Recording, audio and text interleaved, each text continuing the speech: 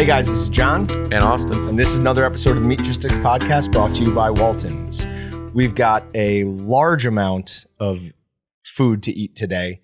Most of it, all of it, delicious.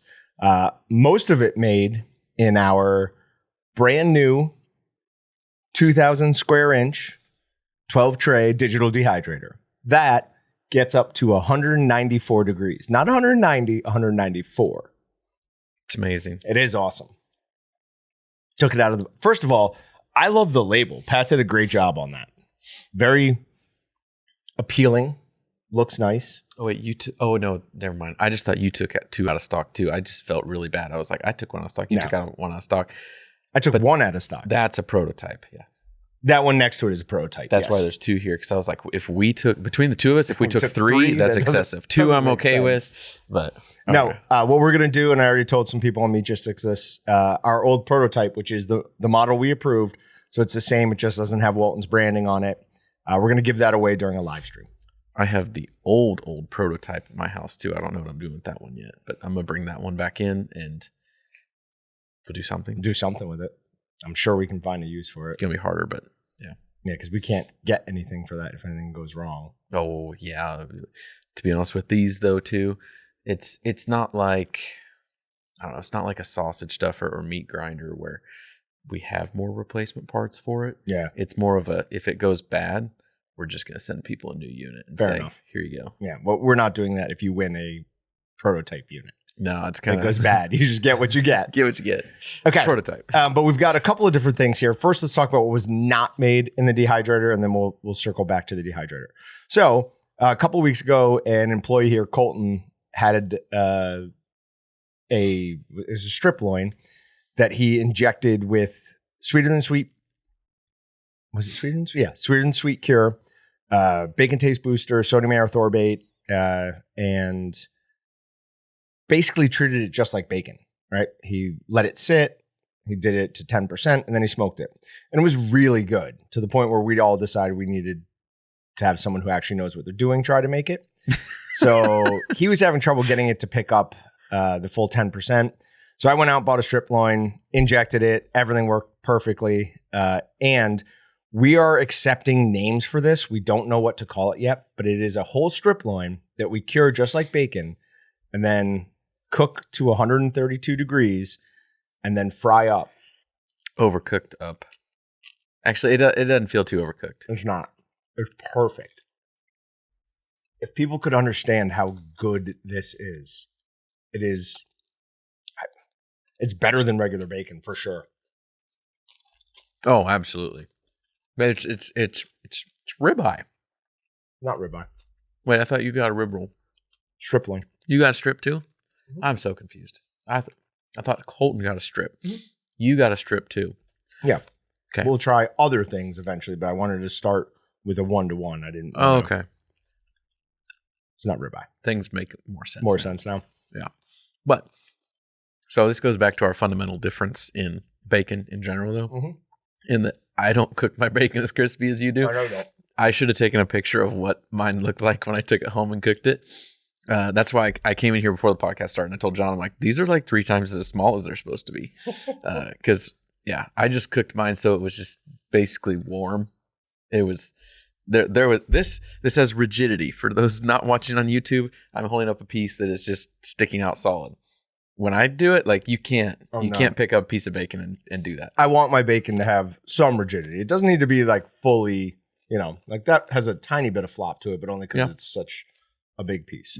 Because it's imagine a strip steak just sliced into really thin pieces, and that's basically what it looks like.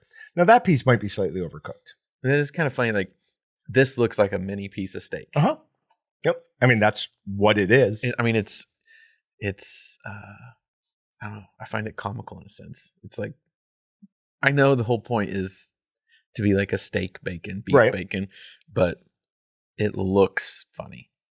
I enjoy it. I was thinking maybe we cut them in half. Nice. We cut them in half lengthwise to make them look a little bit more like traditional bacon. But then you're going to separate too much of the fat from the other side, which won't have the same fat content, and then it won't just won't be as good. However, we will be making videos on this and trying to make bacon out of other things as well. We've just been running out of time this week and last week.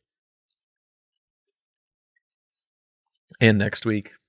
Definitely next week we'll be running out of time. Probably the following. Oh. I don't understand. Like, I think that time is going to slow down. And I never learned my lesson that time never slows down. It really is never gonna.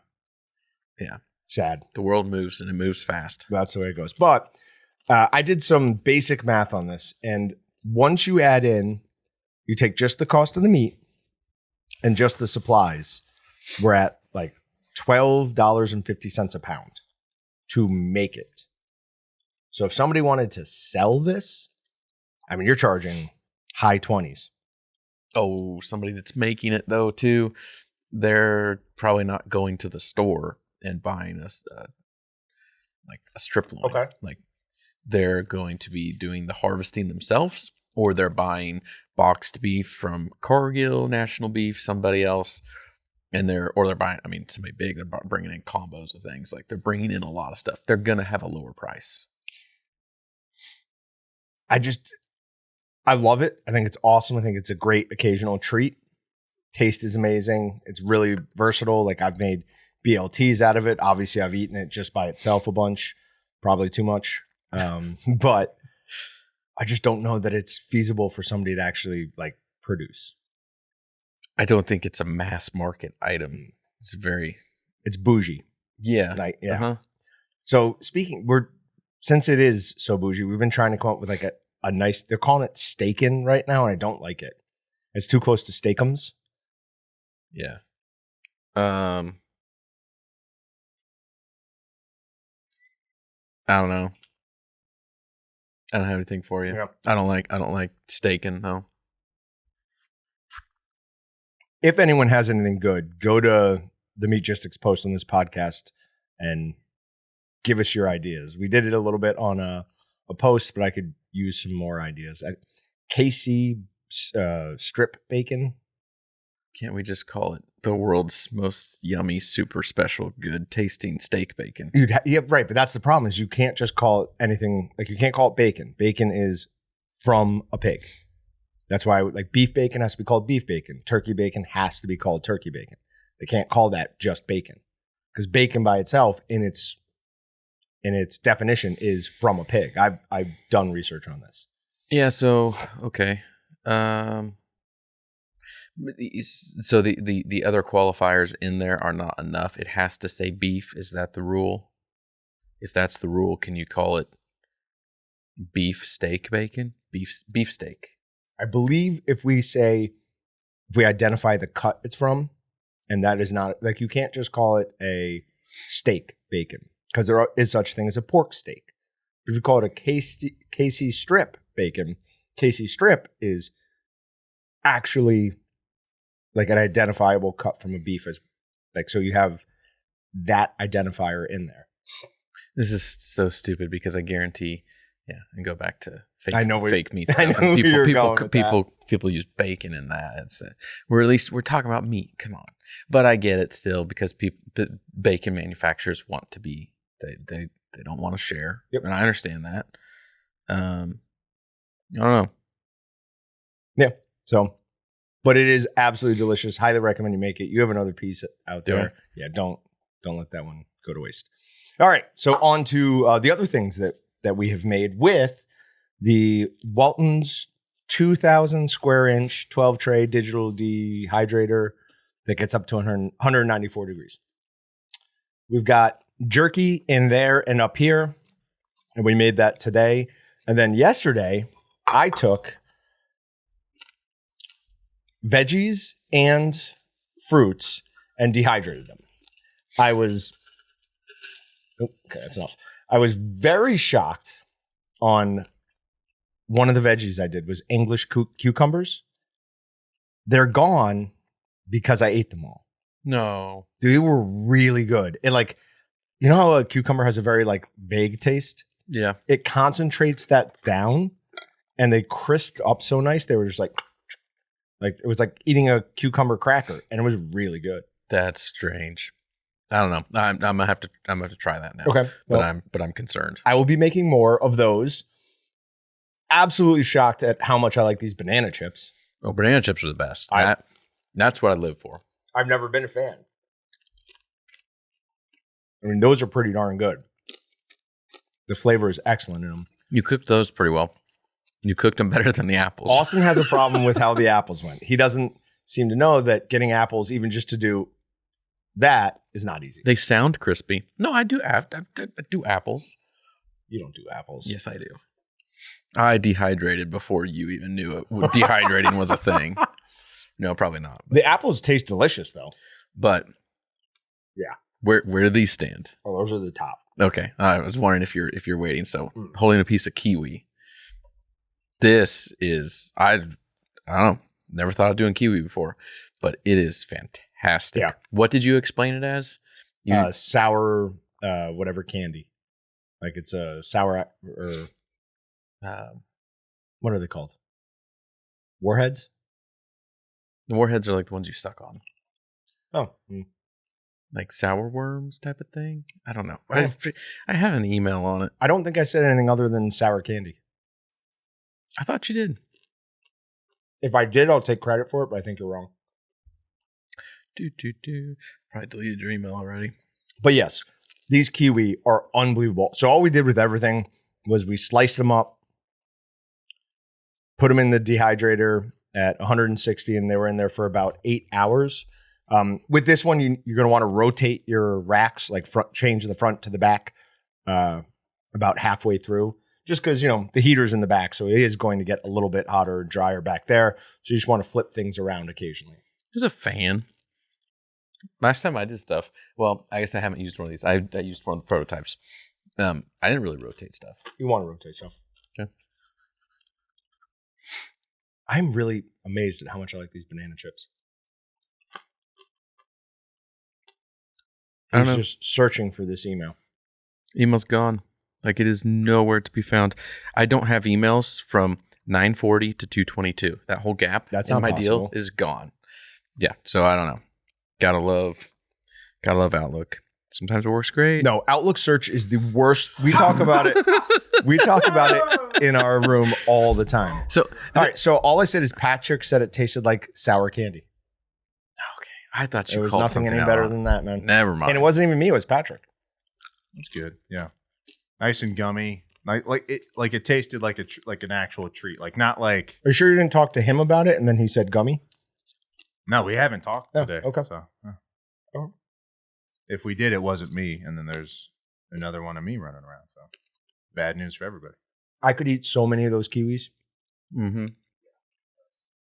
They just like as soon as you bite into it, your whole mouth goes tart. Uh-huh. And it's just absolutely delicious. You know how you don't trust somebody when they're like, "Oh, but have you had dried blank?" And you're just like, "Oh, you eat dried stuff," and it's just I can't take you serious. But I swear, as someone who hasn't had it until this morning.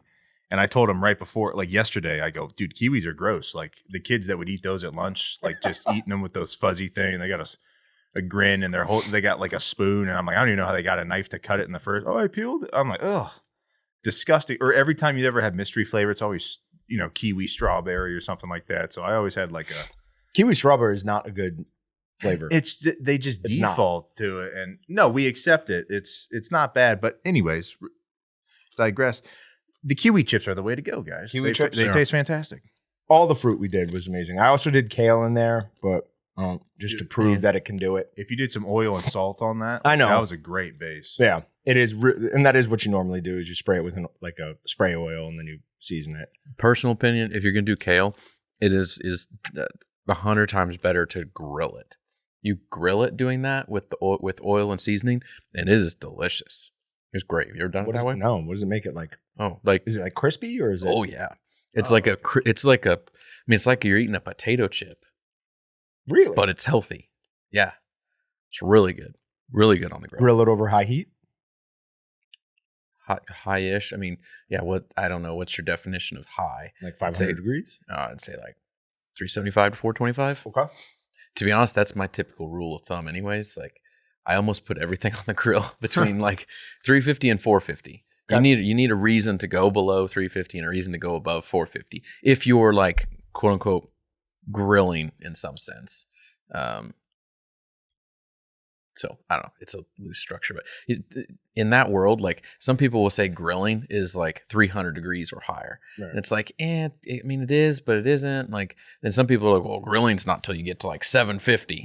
It's like, okay, well, you're searing. You're searing at this point. You're not grilling. So I used the broil function on my oven for the first time in I don't know how long the other day, and I coated some chicken and some stuff, and all it did was burn the coating I put on the chicken. I was like, that's why I don't broil stuff. It's annoying. Yeah, okay. that was loud. Yeah, it was loud. It's What still was loud. that? Someone's beating on a The piece cadence equipment. of it is what is concerning, really. It's probably somebody in the test kitchen Yeah. because the doors were open Yep. too. I don't know what they're doing in there today. All right, so veggies, amazing. Now, we also made some jerky. I've got 2 different styles of jerky here. I've got the ground and formed, and I've got some whole muscle stuff. So both of them are pepper and garlic. This was 80-20, too fatty. Mm-hmm. You can see it. Mm-hmm. Yeah, Kinda it came glisten. up to the surface. It'd be a lot better with like 10% fat. Yep. but So they're still good. yeah, I just grabbed it from the store. 80-20 is definitely a little bit too fatty, but the flavor is really nice. Now here we have a problem. I always tell people when you're making jerky, what's the one thing you should use? A slicer, Oh, so that you get it even throughout. None of these were cut with a slicer. I just used a knife last because I couple only had like a pound. the last couple times I've done jerky, I have not used a slicer because I'm like, to be honest, I've even like doing like 15 pounds at a time. I'm like, I don't want to clean a slicer. Like That's that's not that bad. that's too much work. And just sit there and just chunk. I didn't do this because it was a pound and a half. For 15 pounds, I 100% would use a slicer. Probably should. No. I'd probably take longer slicing than I realized, but I don't feel as bad about sitting there and slicing as I do cleaning. I hate cleaning. I hate cleaning with a passion. All right, but what is it about? Sorry. What is it about the pepper and garlic jerky that gives that like buttery taste to it? It's the only thing I can describe it as. Is it is like a buttery flavor. Is it like, I don't know, it's really buttery, or is it just help bring out the natural meat flavor and juices more? Maybe. I think it's more of a complementing meat flavor instead of a cover up or overwhelming.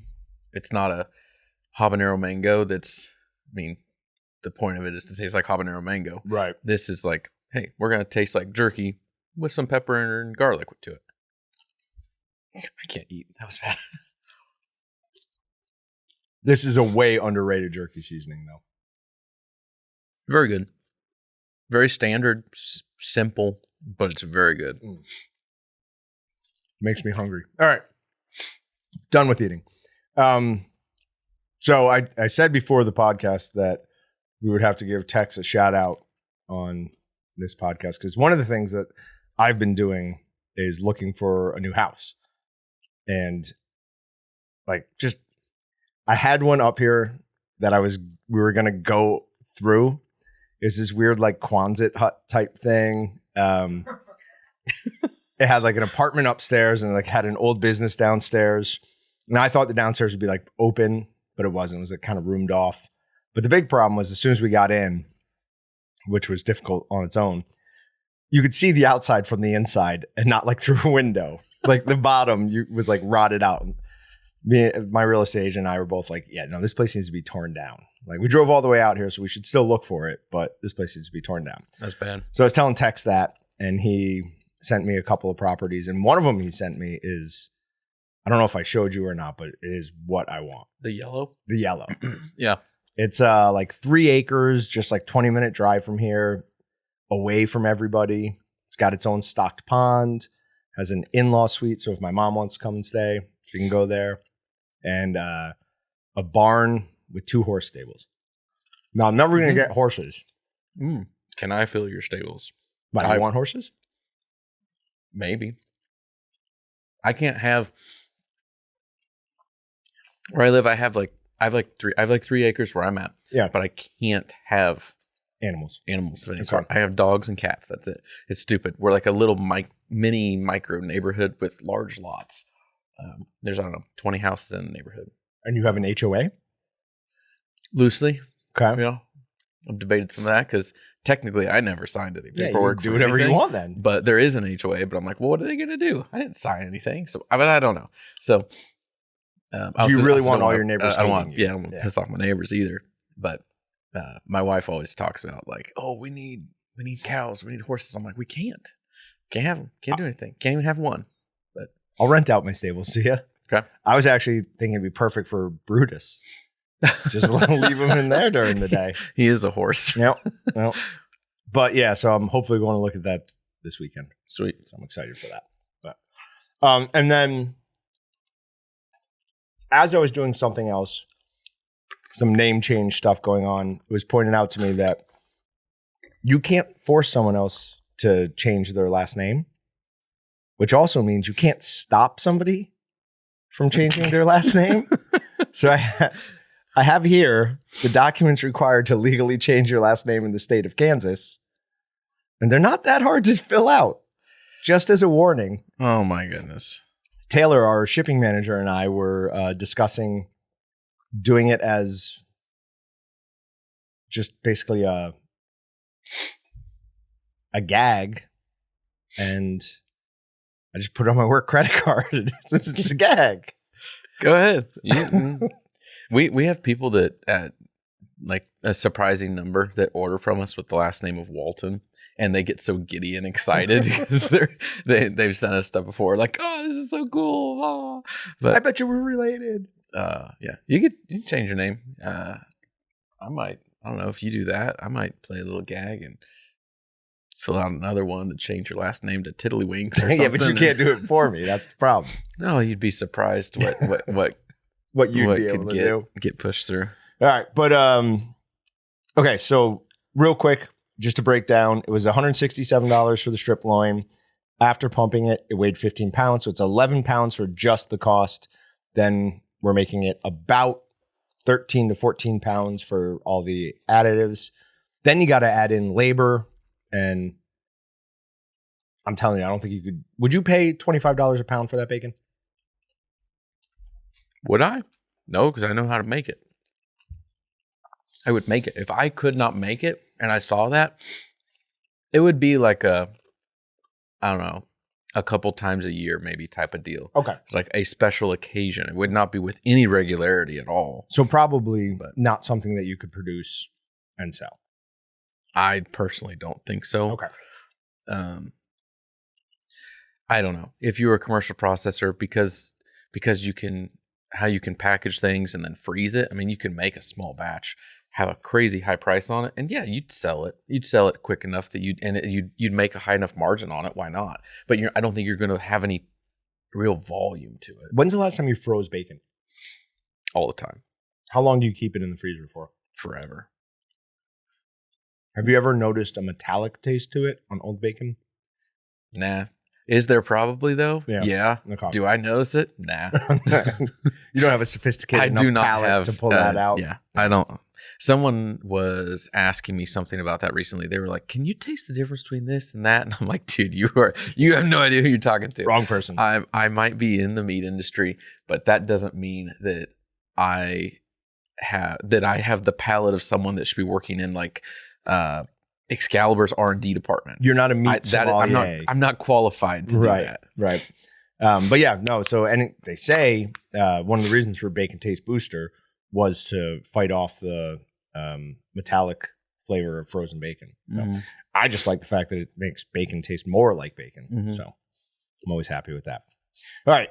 We have a new segment on the podcast we want to talk about, or we'll start bringing it up from time to time. I wanted to know where the saying high on the hog came from. Your brother brought it up on a live stream once, and it's always kind of stuck in the back of my mind. So I was looking for a term for what we're going to call this, and I said, it's an idiom. So how about eating idioms? And Pat Hoskinson said, what about Idi Yums?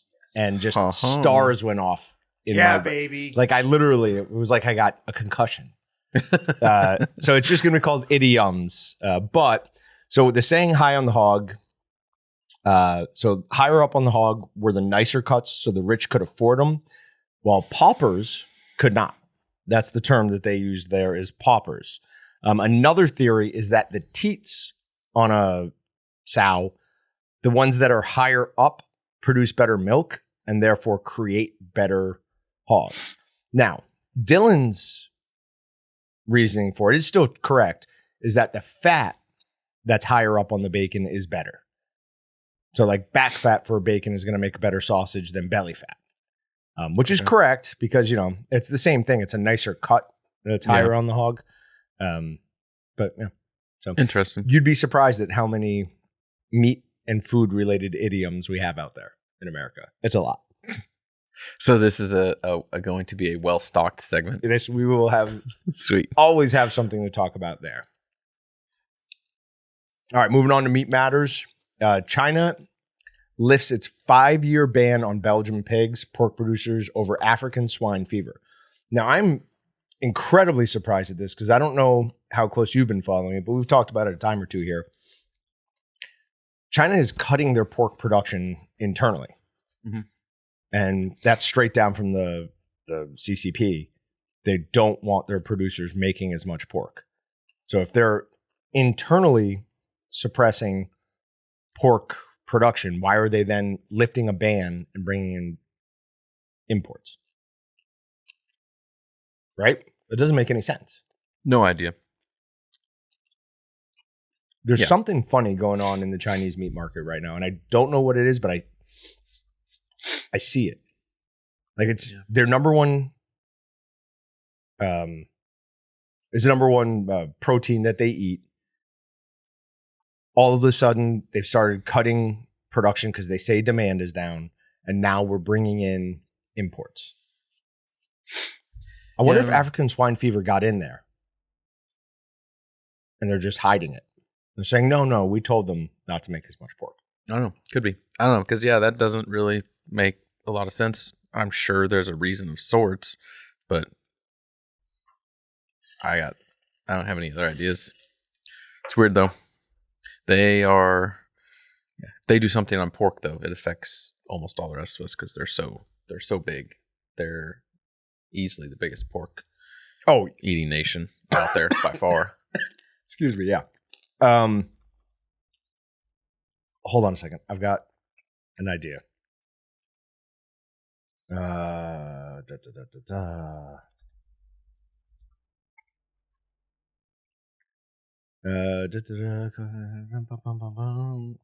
I read it? It's mice, not pork. There's a new there's a new strain of COVID that apparently the Chinese have created that's 100% deadly. Yeah. I think it's come out the last 2 days, but it's in mice, not pigs. If it was in pigs, I'd be like, now that makes sense. This is wonderful. Were we experimenting in Wuhan again? Who knows where? But, oh my goodness. I mean, so very few diseases can hop from other animals to, it's not that common, right? So, yeah, probably nothing to worry about. Buy more ammo. WASD forecasts larger meat and poultry production. So I saw this. I was like, oh, that's great. This is a good thing, ramping up the beef industry. No, it's actually a terrible thing. It's way more of they're holding back way less cattle than they were even projected to do, which was already, they said there was going to be an increase in heifers sent to slaughter. So now they're saying, no, it's going to be, they sent in even more than that. They held back even less to replenish the herd. So how we said 2024 was at best going to be a holding year. It's not going to be a holding year. We're going to go down. The herd's going to go down again. Where is it going? Because I've heard some reports out there and rumors on things that people are getting slow on beef production. Really? Yeah. So if the herd's going down, is it just going to big packers potentially? Or, I mean, all of these numbers, I don't know why they call them projections, because they're looking at the past quarter. Is everyone getting slow now because they've already sent all of those in. Maybe. Yeah, it depends on the timing there. Could be. It'll be interesting, yeah, see where things continue to go. But All right, if I rent out my stables to you, we'll just do cows, and we'll always have one. We'll need a bull too. I could ride a bull. We've seen it. You have. We've seen it. That just totally lost my train of thought. What was I going to say? People getting slower. You've heard rumors from sources in the industry. I don't know. Well, let's go. You literally destroyed my brain with that one. Knocked it out. Still, right now, all I can picture, I'm standing at it was in Cowtown in Wichita here. John doing a Bull ride. bull riding competition. Yeah, but that's a mechanical bull. That's what I'm looking for. It's a bull. You did pretty good though. One time you fell off kind of fast, but there was that you did it 3 times. 3 times. Yeah, 2 times you did good. And I still say that they cheated me on a couple of seconds on my first one. Yeah. I don't know who and how they were timing. Yeah, but that was not. Well, I saw the tape. It's like a degree of difficulty. John's across the board average was toughest, like bull to ride compared to everyone else's. Where, like, no offense, but the lady that won had one of the easiest couple of rides. Yep. Now, she did have a remarkable about like 6 extra seconds. That's just like, what is going? That's superhuman. But the other couple were like, that wasn't very long. The one guy should not have been allowed to participate. Yeah. Like, he does this, right? Like somebody said, they're like, oh yeah, he goes to these competitions all the time. I'm like, well, then why is he competing against, like, none of us have ever done this before. How is this fair? Yeah, there should be divisions. Let's get him. or just, hey, do you do this professionally? Okay, you can't be in here. It's like the 1980 Olympic hockey team. No professionals. I remembered what I forgot. Go. So I don't know if these numbers are accurate. I feel like I saw someone on Meatgistics the other day saying that they got ribeyes at their local Sam's for like $8-9 a pound. What? Did you see something like that? No. Okay, might be out of my mind. However, I went to get steaks last night. It was my wife's birthday, and so had some family over, and it was like very last minute. My wife was like, "Oh, let's do steak." I'm like, "Okay." So running to the store, and I was like, "Oh, we should just go to Sam's. That's gonna be the best place because we need like 10 steaks." And I'm like, to be honest, I don't trust. I can't have them frozen. I couldn't go to a certain local processor because I know everything I'd probably get from them would have been frozen. And needing 10, I didn't really trust Target, especially don't trust Target with steak anyways. No. And so I'm like, I go to Dillon's, but I'm like, okay, Sam's. And I was like, I think someone said something on Meatgistics about price. So I'm like, fingers crossed. I'm like, be cheap, be cheap, be cheap. It wasn't bad. Oh, okay. It was like, I want to say it was $13.98 a pound. Right. I was going to say 12 to 14 is all I've seen recently. Yeah. And I was okay with that. I almost got strips because strips were $9.88 a pound. Yeah. But I looked at what strips were there and I looked at the ribeyes and I was like, I can't pass those ribeyes. Those ribeyes were amazing. Yeah. They have a little prime section like right next to it. And I looked through that and the stuff I got, it was as good or better than the primes. Yeah. And I'm like, I'm no meat judging expert there on what fresh meat is really truly supposed to be choice versus prime, but I'm looking at it from what I know and I'm like, yeah, I'm not paying like twice the price for that. This looks great. What were the things that you looked and like, oh, that's a great steak?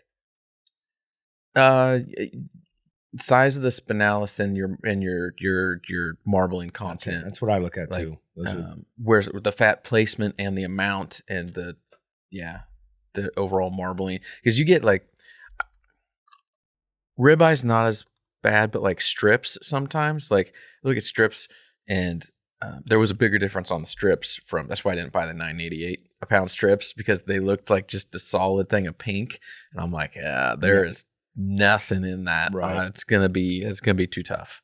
But the ribeyes were, I mean, they were loaded, white chunks all the way through it and ribboning and marbling, like it looked great, but not like I tried to talk my wife into going to get some Wagyu, but she was like, no, not doing that. For 10 people? That's an expensive meal. Yeah.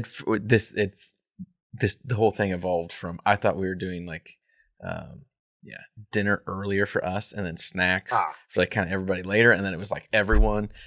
So yeah, but When's the last time you had Wagyu? Don't remember. A few months ago. So not when we had it here. When do we have it here? We had Wagyu steaks here a year ago, probably. A year? Then I had it since then. Yeah. No, we had Wagyu steaks in June.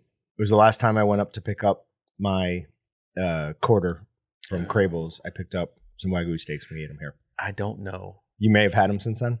Maybe not. Because I feel like it was more like September. I feel like that amount of time. It definitely was not September when I did that. Okay. Don't know though. Okay. So I only have Wagyu steaks when we get them for a year. Yeah. We'll see. I want to buy more. Someday I'm just gonna go do it. I think I talked about it on the podcast a few weeks ago. But Seafood Shop over 21st and Web, they're changing and they were bought out by the Booth Creek Wagyu guys from Manhattan. I need to go over there and try them out, but I haven't yet. So. But they're not going to only have Wagyu beef, right? They're also going to have regular beef. I don't know. I would assume so. Yeah, I'm pretty sure they're going to have both. All right. Because it says Arizona before I lose it, I was talking to Tyler Webster Monday. I talked to him Monday. What's today? Wednesday? No, it must have been Friday. He has the Birds, Booze, and Buds podcast. And every single time I've talked to that guy, he's out hunting. Like he must hunt close to 300 days a year. It's unreal. But he was out in Arizona in these mountains, and just because he said that, I was like, oh, I'm like, did you happen to hear that they now have a second Jaguar up in Arizona? Like they've had this one Jaguar they named El Jefe, and he's been up there, like coming up there for years, but they found it, like they have video of another one. And so they might have a breeding pair there. And he's like, that's in the same mountain range I'm in. We've been looking for it, like hoping to see it like across a ridge or something, keep it, far away. But I just thought that was super interesting. That's fun. All right. Arizona may join Italy by banning lab-grown meat from the state. So 2 bills introduced in the Arizona legislature may signal that the 2024 sessions of those laboratories of democracy will be something of an alt meat grinder.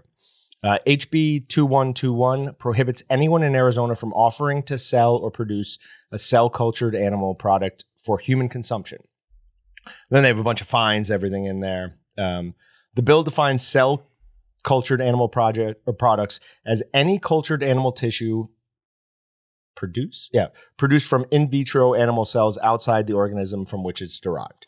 Now, that last little bit, outside the organism, is interesting because, I mean, so much of the beef that we eat in this country is, quote unquote, cloned is too strong a word, but like artificial insemination. It's not just. Oh, it's not cloning. Okay, hold on. Later. We'll do it later. But yeah, so interesting that states are starting to save it for the podcast. Save it for after the podcast. Interesting that states are starting to take a stand and be like, no, we don't want that in our state. Instead of, Italy did it as a country. I think there's like 1 or 2 other African countries that have said we don't want anything to do with that. But over here, we can't agree on anything as a country, but as states, we seem to be able to agree on some stuff. So just kind of interesting that that's already where it is.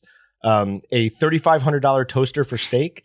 The Wild AI Perfecta grill promises sizzling meat in under 2 minutes. This is from CNET, and I see no reason why we wouldn't have one of those. Price? No. Again, I see no reason why we wouldn't have one of those. Because it's not your money. So how much is it though? I don't even see a price. It's $3,500. Oh, it was right there in the stinking title. I'm an idiot. Wow. So it's basically, it kind of looks like a toaster oven, and your steak goes in sideways, but it goes in sideways, pressed between 2 metal racks, and then like incredibly high infrared heat hits both sides of them, so it cooks them incredibly quickly. I need to go back through. I normally am all over like CES stuff. I love tech things. Mm-hmm. I've been just so busy. I haven't read a single article about anything that's come out, but I saw headlines on a couple that were like cooking type of stuff with AI on it. I don't. AI is just the rage. People just say AI because it sounds cool. It's like the cloud. Yeah. Nobody knew what that was. Yeah. Have you considered using the cloud? What, to handle my dog poop issue in the backyard? What are you talking about? Yeah. But it's interesting. We're probably going to start to see just more and more of that invading, probably mainly just cooking. I don't see that it invades a lot more of the prep area, but I could be wrong. But what things come out over the next few years would be kind of fun. We talked about it a couple weeks ago. It's already being used to grade beef.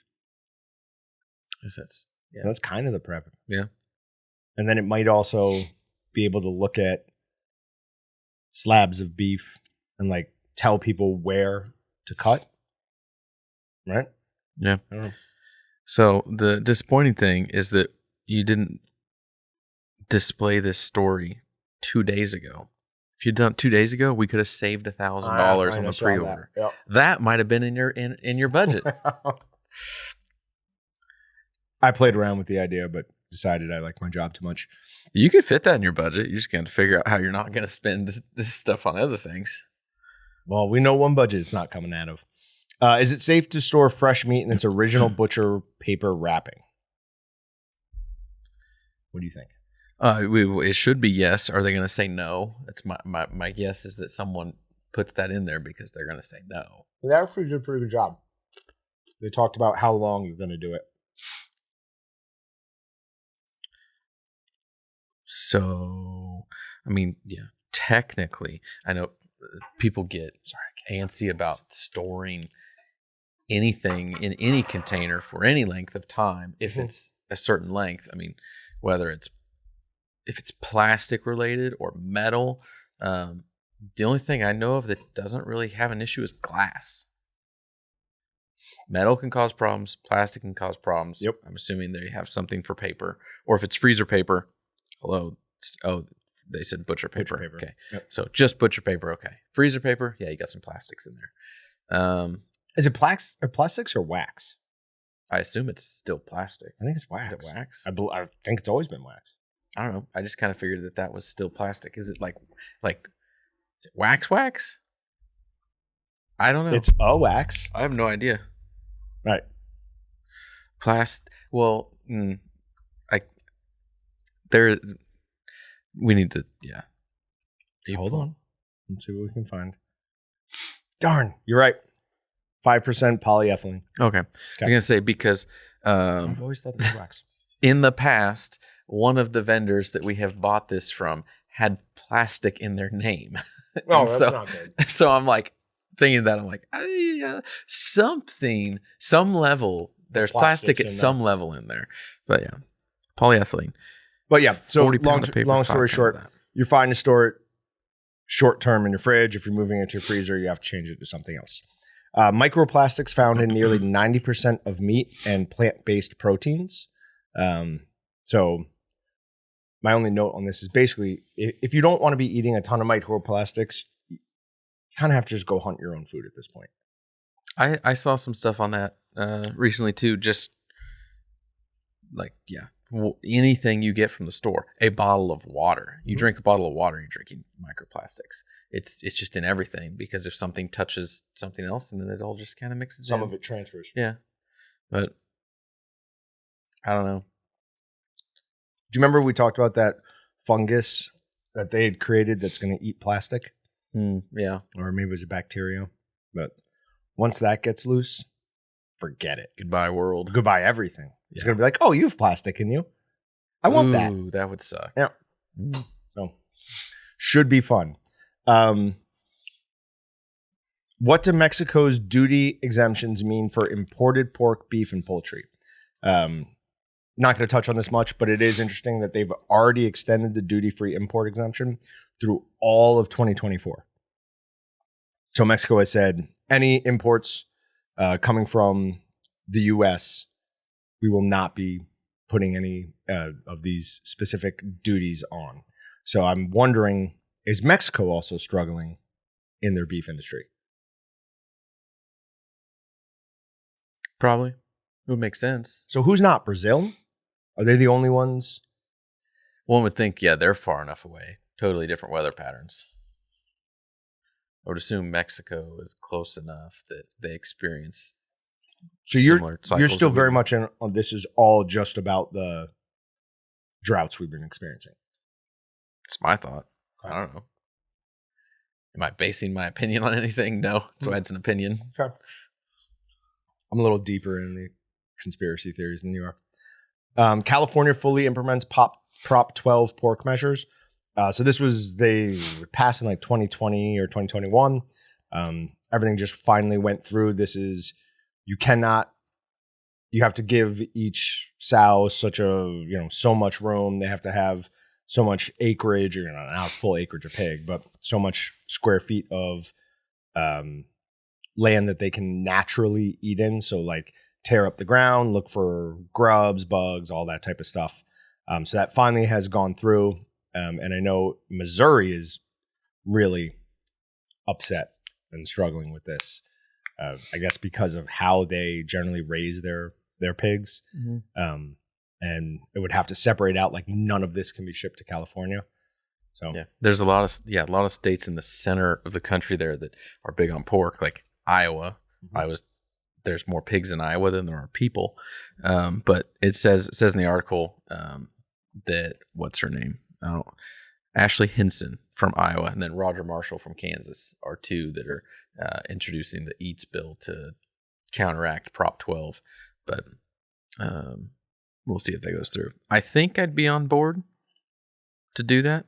There's also, I don't know, every time you get stuff like that, the bills get so massive that you think you would be for something, But and you're then you not. read in some Yep. details and you're like, but I don't like this. But I like this, but I don't like that. All of this is bad. Yeah, single issue bills are what they need to go back to. All right, more than 133,000 pounds of sausage has been recalled nationwide due to possible extraneous contamination. So these were sausages and hot dog products recall and ready-to-eat turkey kielbasa, citing the possibility of contamination from extraneous material. All it really made me think of is that one we did where they found pieces of a security guard's flashlight in, I want to say it was like Campbell's chili, Hormel chili. And they had to recall like so many tons of it because some security guard dropped their flashlight in and didn't tell anybody. Was like, hey guys, stop. We got to get that out. He's like, yeah, it'll be fine. Like, okay, if it was like you dropped a piece of paper or something, I could see like, yeah, that's just going to go in there and be fine. A flashlight? Yeah, that's not going to. Come on, there's batteries in this. We don't want to poison people. Right, this is bad. No, this one was bone fragments. So bone fragments from like cuts of the turkey that shouldn't have been in there. And they had like, I don't know, a dozen people or so report injuries from it. Luckily, nothing serious. Just like they were chewing it and a piece of bone, like punctured their whatever, which doesn't seem like the type of thing you would report. Like who's reporting that? Like, hey, I was eating something and a bone stuck in my mouth. Depends on how bad it is. I mean, like, if it was really bad, but I imagine it is bad. They said not serious injuries. Okay, well, not life threatening, but did it hurt like an SOB? Like, was there a sharp piece of bone that like implanted in someone's mouth and caused serious pain? I bet so. Grab it and pull it out. Yeah, but like, if you were expecting the possibility, it'd be one thing. But if you're eating a kielbasa, something that is usually like emulsified in nature, Right? You're expecting a very smooth, cured but smooth texture, and you're gonna be going at it. And when you're chewing on that, and all of a sudden there's large, sharp, and pokey, it's gonna shock you. No, I can't ask that. Should be reported. You want to know why? Because Why? you know how many times I've ate stuff from you. You do have a bad. There was one run there. It was on a specific snack stick, the chicken snack stick. Yeah. I don't think when it said boneless, I think I trusted that too much. One thing I did notice recently on our one-shot grinder head, the back, you know how that's a two-sided knife? Mm-hmm. So it's sharp on both sides and it just has a little like concaveness to the center so that only the edges touch the cutting surfaces. But it's got a ridge on the back of it. The number of times I've taken that apart recently and found tiny little pieces of bone, like from pork that, someone just cut up and put in. It's always when somebody else is helping me bone out the pork butts. It's never when I do it myself. It's not a bone collecting system, but it does seem to help. So speaking of that, if you are a commercial processor, you should, if you do not use a bone collecting system, you should call us and ask us, what is a bone collecting system and how can we help with you? What is a bone collecting system? It's basically a specially designed grinder plate knife system that with a tube and stuff that when bone or even just like some gristle and sinew at times like will get funneled and pushed out, and so it's not in your meat. Gives you a better overall quality. Yeah, so the back of the plate product has a curved groove in it, and as things get pushed around, if it doesn't want to go through the hole, it'll go into that groove. And then on 22 or 32s and larger, you have to replace the center stud with this special stud that has a tube coming out of it. You can actually watch all the gristle and stuff go out through that. So it's really cool. it's a good thing. But have we thought about ever doing that? How do we have that only in a 32 size? Do we have it in a 22? They do make 22 bone collectors. I don't know if I know we don't stock them. I don't know if we sell them. We should look. We should try it sometime if we have it. Unless it's just insanely expensive for 22. It could be. Are you talking about our retail grinder? Yeah. Because we could go to just like Sam's and buy pork butts like most of our retail customers are going to do. Grind it up and see how much stuff comes out of it.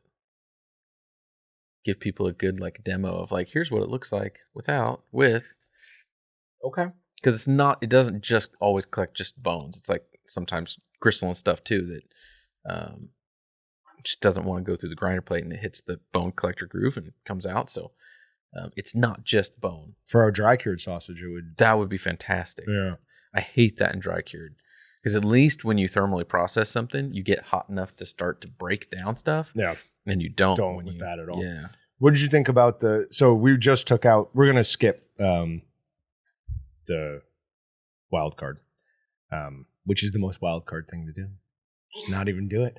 What did you think about the pepperoni that just came out of the unit? It was amazing. Have we talked to anybody about that yet? We probably should. Kind of want to do its own thing though. Like, just give everyone a little bit of we said this on a live stream. We're not carrying that one brand that we were testing out for forever. Too many mold problems. So we brought in a new vendor. And I was getting concerned because I'm like, it shouldn't be that dry that quick. It shouldn't be that dry that quick. We have case hardening. Like, I know we have case hardening. So after 13 days, I pulled it and weighed it. And we had lost just about like 45%. Cut them open. There was no case hardening. And we went from raw pork to delicious pepperoni in 13 days. It was amazing. If this works out right, it's in my mind just a game changer because it's 1,000 times better than what we tested before. And for the price out there in the market, you don't find something like this to go from raw to ready pepperoni, old world style pepperoni in 13 days. It's not. That's amazing. It almost shouldn't be possible. So we've got another batch in. We're repeating almost everything. We're changing one variable. But yeah, ridiculous at how quickly. I mean, the soonest we took anything out of the last one was a month. That was the quickest we were like, we can take this out. Half that time. Less than half that time. Ridiculous. Okay. You got anything else? Nope. We'll see you next time, guys. Thanks, everybody. Thanks for checking out the Meatgistics podcast. To shop everything but the meat, head on over to waltons.com. To get your meat processing questions answered by experts and enthusiasts alike, head on over to our online community at meatgistics.com. Waltons, everything but the meat.